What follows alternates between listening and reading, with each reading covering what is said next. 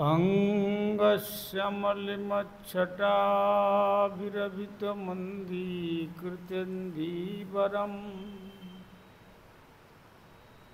जड्डञ्जागुडरचीशां विदधतं पट्टं परस्य श्रियम् बृन्दारण्यविलासिनं मृदुलसद्दमाभिदामोदरम् श्रीराधास्कन्धनिवेशितज्जलभुजं ध्यायेम श्रीराधा दामोदरम्। ॐ नमः भगवते वासुदेवाय।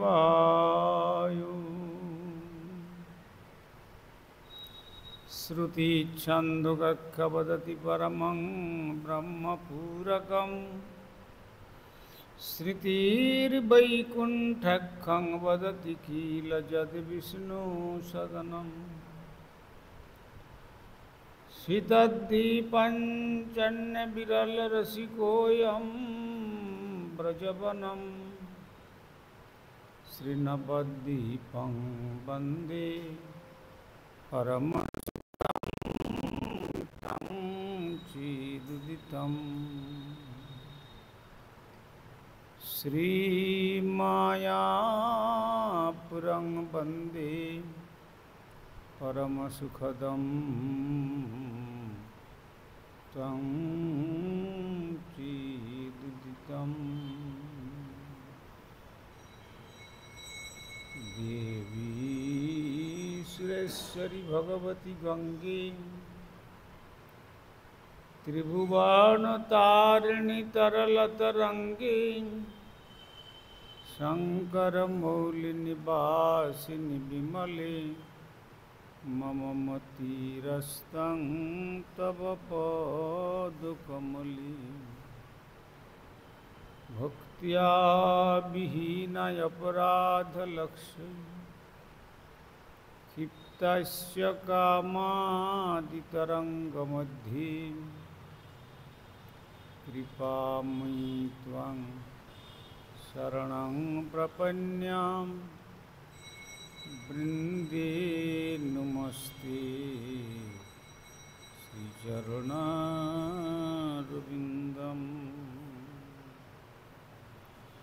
श्री कृष्ण चैतन्य प्रभु नित्यानंद श्री अद्वैत गदाधर शिवासादि गौरभक्त वृंद।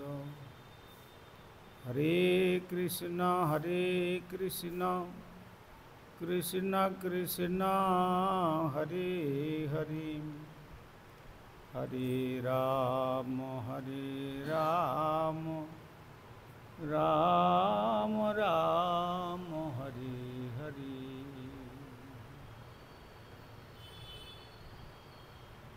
श्री गुरुदेव जय प्रभुपाद जय राधा दामोदर जय श्री राधा।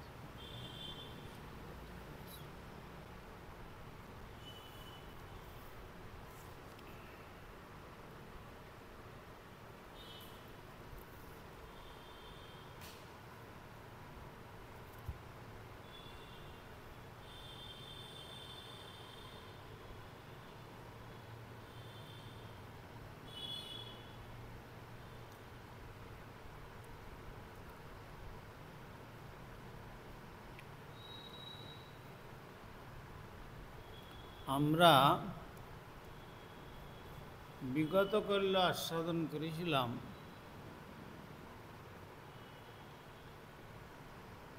শ্রী সুখদেব গোস্বামী চরণ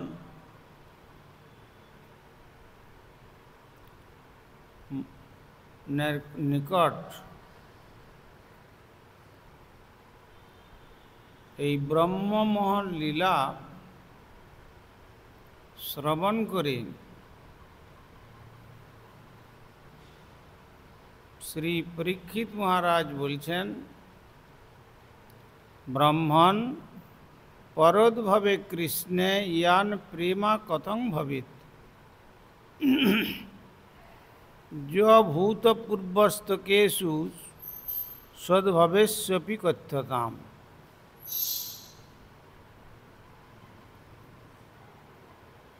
শ্রী পরীক্ষিত মহারাজ বললেন, হে গুরুদেব, হে ব্রাহ্মণ, গোপস্ত্রীগণ নিজ পুত্রদের প্রতিও যে প্রীতি ভালোবাসা আগে কখন অনুভব করেননি, সেই অভূতপূর্ব প্রেম পরপুত্র শ্রীকৃষ্ণের প্রতি কিভাবে বিকশিত হলো তা আপনি দয়া করে বর্ণন করুন। প্রত্যেকেই নিজ নিজ সন্তানের প্রতি অনুরাগযুক্ত, স্নেহশীল, এটা জগতের নিয়ম।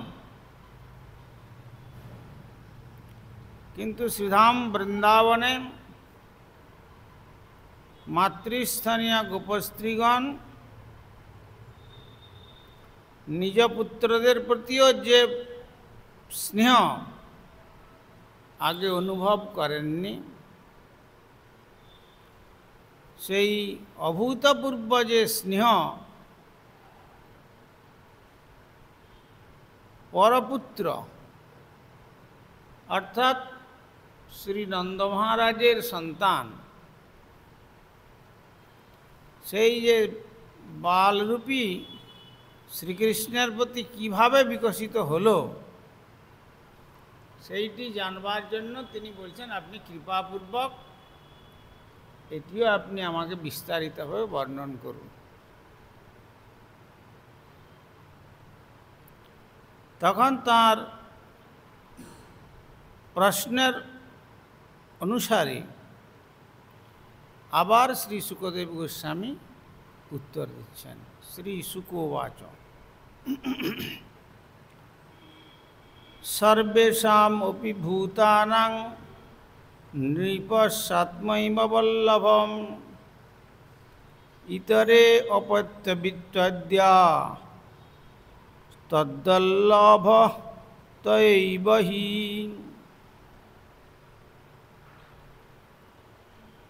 শ্রী শুক উবাচ,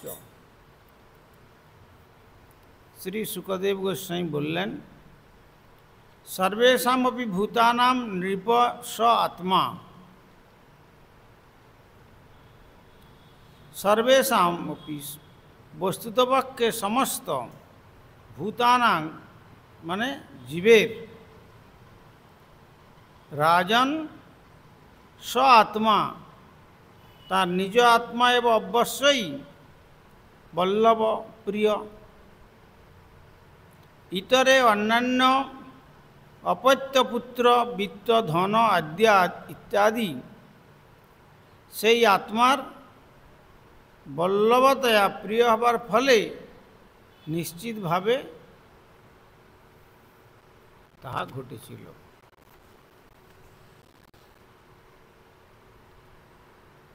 অর্থাৎ শ্রী শুকদেব গোস্বামী চরণ তখন বললেন, হে রাজন, সমস্ত জীবের কাছে অত্যন্ত প্রিয় অবশ্যই তার নিজের আত্মা। পুত্রাদি ধন সম্পদ ইত্যাদি সেই আত্মার প্রিয় হবার ফলেই তা প্রিয় ভাজন হয়। প্রত্যেকের কাছে প্রত্যেকের আত্মাই প্রিয়। সেই আত্মা প্রিয় হওয়ার জন্য সেই আত্মা যতক্ষণ পর্যন্ত দেহের মধ্যে থাকেন ততক্ষণ পর্যন্ত তার সম্বন্ধ সূত্রেতে স্ত্রী, পুত্র, ধন সম্পদ ইত্যাদি প্রিয় হয়। আর যখনই আত্মা দেহ থেকে নির্গত হয়ে চলে যায় তখন এই যাদের যাদের যত প্রিয় বলে মনে হচ্ছিল সেই সম্পর্ক সম্পূর্ণ বিচ্ছিন্ন হয়ে যায়, আর কোনো সম্পর্ক থাকে না। অতএব প্রকৃতপক্ষে প্রতিটি জীবের নিজ অপেক্ষা অপর কাউকে প্রিয় বলে মনে করতে পারে না। যতই সে মনে করুক না কেন যে জীবদ্দশায় আমার থেকেও আমি আমার সন্তানকে ভালোবাসি, কিন্তু সন্তান যদি মারা যায়,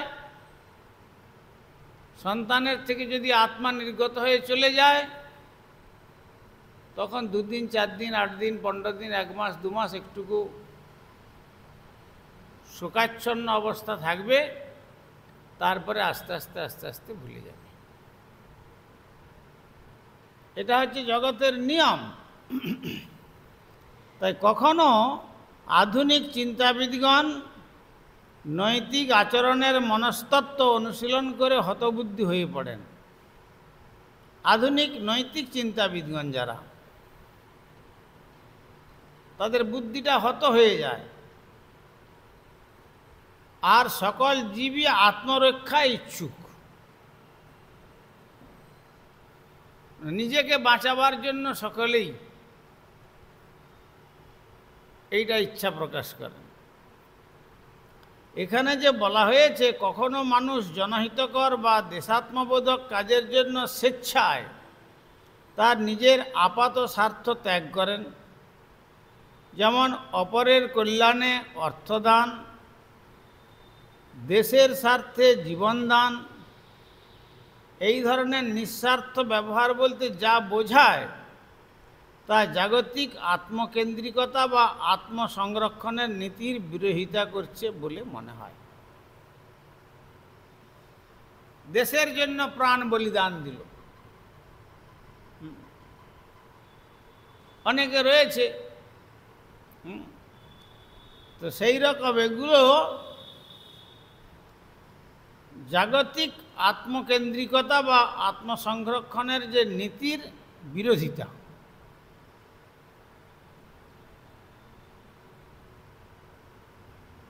সেখানে আমি এমন প্রীতিযুক্ত ছিলাম যে তার জন্য আমি আমার প্রাণটাকে বলিদান দিলাম। তাতে কি হলো? তাতে কিছু ওই পুণ্যাত্মক কিছু কার্য হলো, কিন্তু ভগবত ভক্তির রাজ্যেতে এর কোনো সম্পর্ক থাকলো না।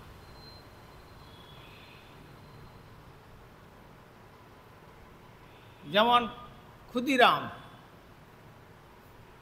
ফাঁসির মঞ্চে জীবনের জয়গান গেয়ে চলে গেলেন। কিসের জন্য? দেশের জন্য। কিন্তু নিজের জন্য কি করল? নিজে যে এত দুর্লভ মনুষ্য জন্মটা পেয়েছিল, 84 লক্ষ জীবন পরিভ্রমণ করে সে তো নিজের জীবনটাকে নষ্ট করে ফেলল। তার ফলে এর দ্বারা তো তার আত্মার মঙ্গল হবে না।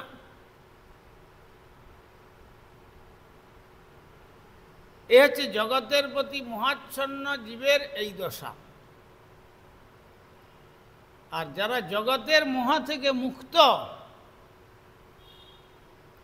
তার জন্য জগৎ যতই মোহের সাগরেতে নিমজ্জিত হোক না কেন, তার জন্য তারা বিন্দুমাত্র বিচলিত হন না। তারা জানেন যে জগৎ পরিবর্তনশীল। আজ যারা এসেছে কাল তারা থাকবে না, আবার পরশ্য যারা আসবে কিছুদিন পরে আবার থাকবে না। জায়তে অস্তি বর্ধতে পরিণামতে অপক্ষয়তে নশ্যতি।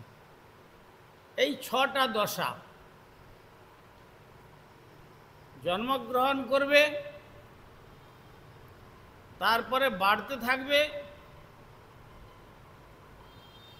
তারপরে একটা তার অস্তিত্ব প্রকাশ হবে জগতের কাছে, তার একটা পরিণাম হবে, ভালো অথবা মন্দ লোকে বলবে, তারপরে ধীরে ধীরে শরীরের ক্ষয় হবে, তারপরে কি হবে না, একদিন এই শরীরটা পাঞ্চভৌতিক শরীর পঞ্চভূতে বিলীন হয়ে যাবে। এটা হচ্ছে জগতের রীতি। এটা হাজার চেষ্টা করলেও যে শরীর একবার চলে গেল সেই শরীরটাকে আর আমরা ফিরে পাবো না। কিন্তু তার প্রতি আমাদের ভগবানের পাদপদ্ম বিস্মৃত হওয়ার দরুন তারা জগতের মানুষ মোহগ্রস্ত হয়ে যায়।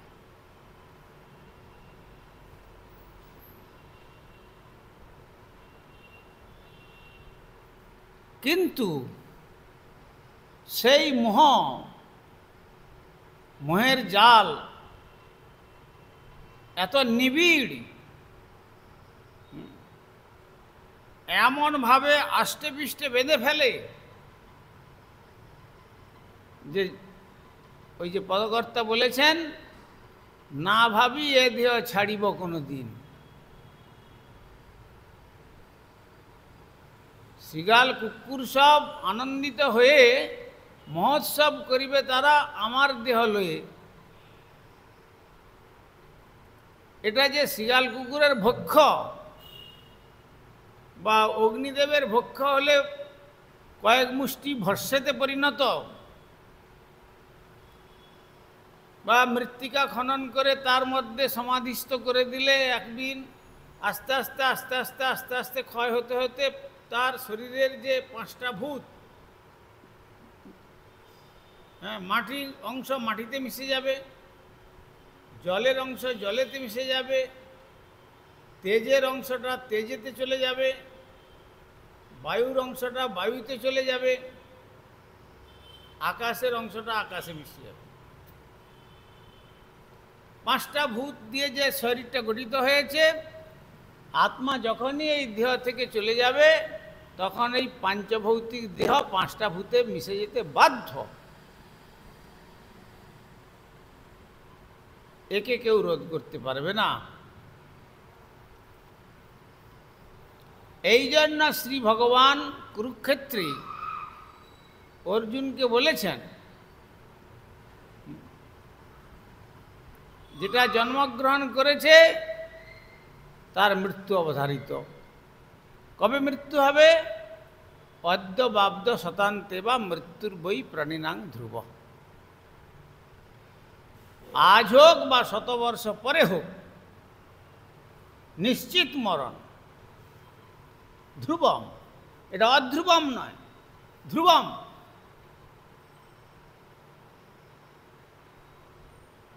কিন্তু আত্মা ন জায়তে ম্রিয়তে বা কদাচিৎ নায়ম ভূত্বা ভবিতা ন ভয় অজোপি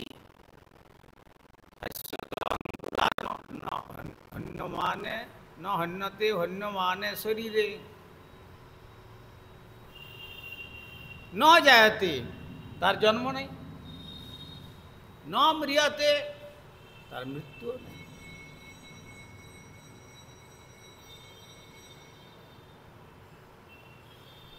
কেন না অজ, আত্মা অজ, জন্মরহিত।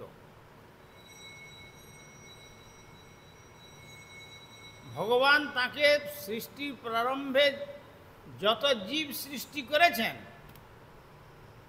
প্রত্যেকের মধ্যে আত্মা রয়েছেন। কিভাবে? তার অংশটা কীরকম পরিমাণ? একটা চুলের কেশাগ্রভাগ্যে শতভাগ করে তার 101 ভাগ্যে যখন আবার 50% করি, একটা চুলের মাথায় অগ্রভাগ্যে যদি তাকে শতভাগ করা যায়, শতভাগ করার পরে তার 1 ভাগ্যে আবার পুনরায় শতভাগ করলে যেটুকু অংশ হয় সেইটুকু অংশ হচ্ছে আত্মা। বালাগ্র শতভাগ শতভাগ কল্পিত। এইটাই হচ্ছে আত্মা। সেই রকম ক্ষুদ্র অবস্থাতে আত্মা কোথায় অবস্থান করছেন? জীবের ভগবান বলেছেন হৃদয়ে সে অর্জুন তিষ্ঠতি, তাদের হৃদয়েতে আমি অবস্থান করি এই রূপে। ওইটুকু আত্মারূপে অবস্থান করি বলে এত বড় শরীরটা চলাচল করছে, হাত নাড়ছে, কথা বলছে, মাথায় ব্যথা অনুভব করছে, চোখে দর্শন করছে, কানে শুনছে, নাকে ঘ্রাণ নিচ্ছে, মুখে আহার করছে, পায়ে হাঁটছে, সমস্ত সুখ অসুখ সুবিধা অসুবিধা সব অনুভব করছে।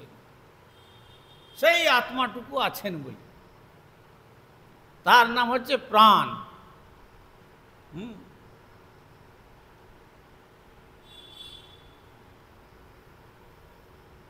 এই জন্য ভগবান বলছেন দেহীন অস্মিনং যথা দেহে কৌমারম যৌবনং জরা তথা দেহান্তর প্রাপ্তি ধীরস্তত্র নমুচ্যতে। এই দেহেতে কৌমার হবে, কৌমারকাল হবে, যৌবন হবে, তারপরে জরাগ্রস্ত হবে,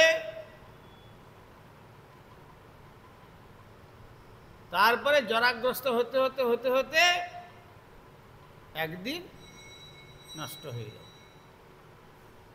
তথা দেহান্তর, দেহ থেকে আত্মা, সেই ক্ষুদ্র আত্মাটি জীবাত্মা তখন কর্মান্তরে চলে যাবে। এই জন্য বুদ্ধিমান ব্যক্তিগণ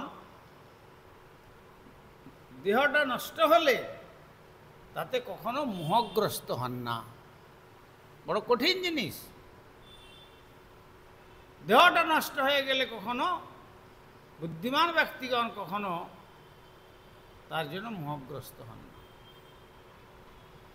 বলে আমার এত প্রিয় পুত্র চলে গেল, আর পিতৃদেব চলে গেলেন, আর একটুকু মোহের জন্য একটু চোখের জল ফেলবো না?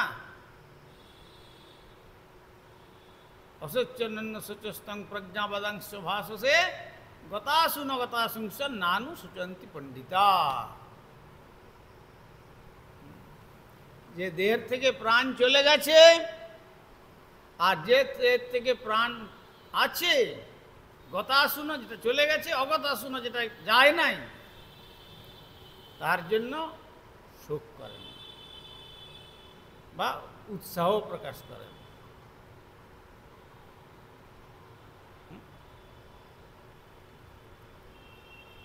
কেন না তারাই পণ্ডিত, মানে বেদজ্জ্বলা বুদ্ধি, ভগবত চেতনায় উদ্বুদ্ধ হওয়ার জন্য তারা জানেন যে নিশ্চয়ই এই দেহটাকে একদিন ছেড়ে দিতে হবে। সেই জন্য তারা এর জন্য কোনো শোক করেন না।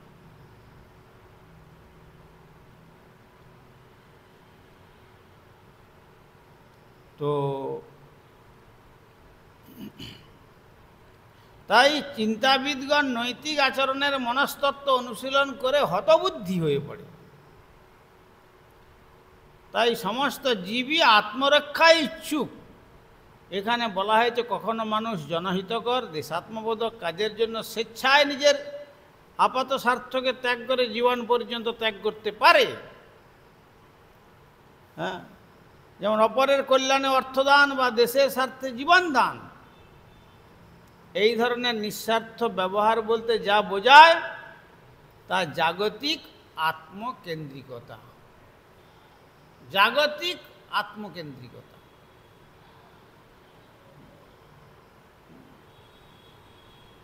অর্থাৎ আত্ম সংরক্ষণের নীতির বিরোধিতা করা হয়েছে বলতে হবে। আমার মৃত্যু ছিল না, কিন্তু আমি গায়ে কাপড় দিয়ে পেট্রোল ঢেলে দিয়ে তার মধ্যে ঢুকে গেলাম আগুন দিয়ে। তাতে কি হবে? তার দ্বারা নিজের সুযোগটা, যে সুযোগটা পেয়েছিল 84 লক্ষ জনম পরিভ্রমণ করে ভগবত ভজনের জন্য যে মনুষ্য জন্মটা পেয়েছিল, সে তার এই দুর্লভ মনুষ্য জন্মটাকে নষ্ট করে ফেলল। সে বুদ্ধিমানের কাজ করলো না, কিন্তু নির্বুদ্ধিতার কাজ করলো।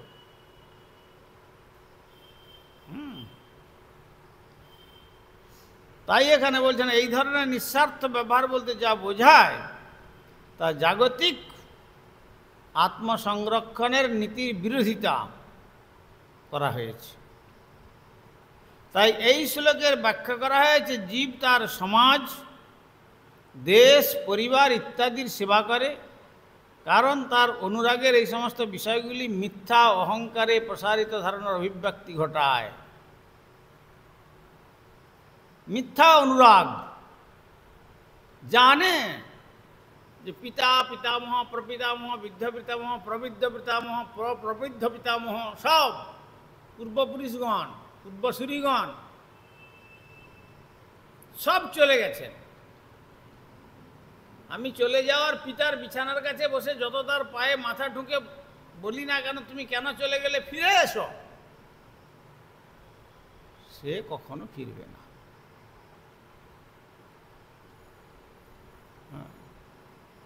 সেই জন্য পদকর্তা বললেন অতএব মায়ামোহ ছাড়ি বুদ্ধিমান নিত্যতত্ত্ব কৃষ্ণ ভক্তি করুণ সন্ধান। অতএব মিথ্যা মায়ামোহের প্রতি অনুরাগযুক্ত না হয়ে হে বুদ্ধিমান ব্যক্তি, হে বুদ্ধিমান মানব, নিত্যতত্ত্ব যে কৃষ্ণ ভক্তি, সেই কৃষ্ণ ভক্তির অনুসন্ধান কর। পঞ্চাকল্পতরুভ্যশ্চ কৃপা সিন্ধুভ্যৈব চ পতিতানাং পাবনেভ্যো বৈষ্ণবেভ্যো।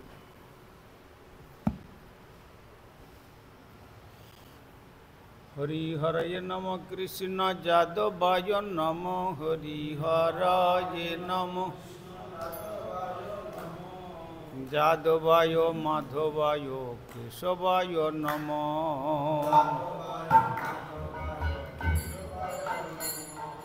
গোপাল গোবিন্দ রাম শ্রী মধুসূদন, গোপাল গোবিন্দ গিরিধারী গোপীনাথ মদন মোহন, শ্রী চৈতন্য নিত্যানন্দ শ্রী অদ্বৈত সীতা,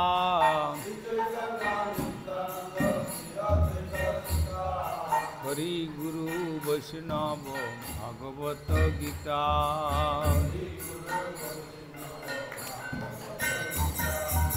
শ্রীরূপ সনাতন ভট্ট রঘুনাথ, শ্রীরূপ সনাতন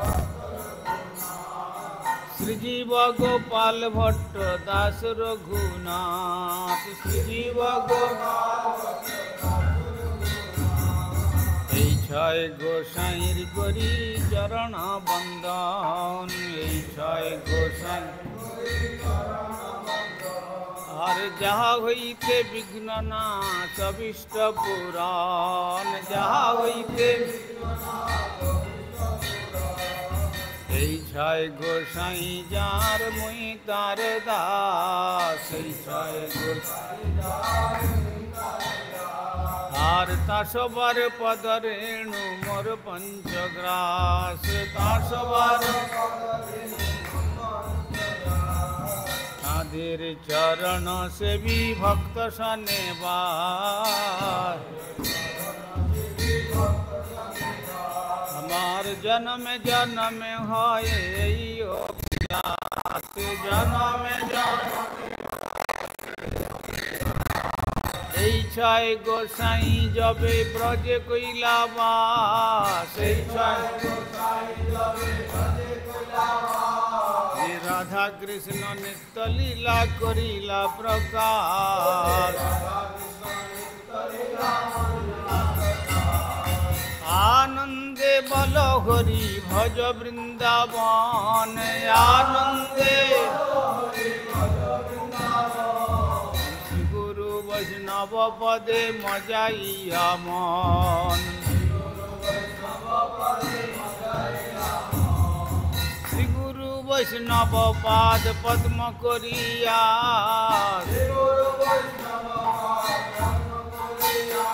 হরি নাম সংকীর্তন কহে নরোত্তম দাস, হরে কৃষ্ণ কৃষ্ণ কৃষ্ণ হরে হরে, हरे राम राम राम हरे हरे।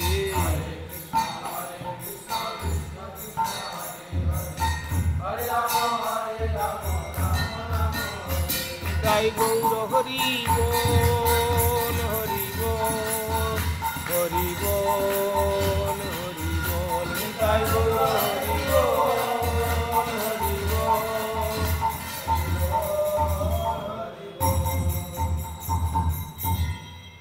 श्री श्री गुरु गौरांग गंधर्विका गिरिधारी श्री राधा गोविंद गोपीनाथ मदन मोहन श्री जगन्नाथ बलदेव सुभद्रा श्री राधारमन देव धमेश्वर श्री गौर सुंदर श्री श्री राधा राधारमन देव श्री श्री जगन्नाथ देव श्री श्री गिरिराज महाराज श्री राधा दामोदर जी ग्रंथराज श्रीमद्भागवतम तुलसी महारानी तथा संध्याकालीन अधिवेशन महामहोत्सव की जाए। परमाराध्य श्री गुरुपाद पद्मं विष्णुपाद परिव्राजकाचार्य वर्जितदंडी स्वामी श्री श्रीमद् भक्ति कुमुद संत गोस्वामी ठाकुर की जाए। जगत गुरु श्रील प्रभुपाद भक्ति सिद्धांत सरस्वती गोस्वामी ठाकुर की जाए।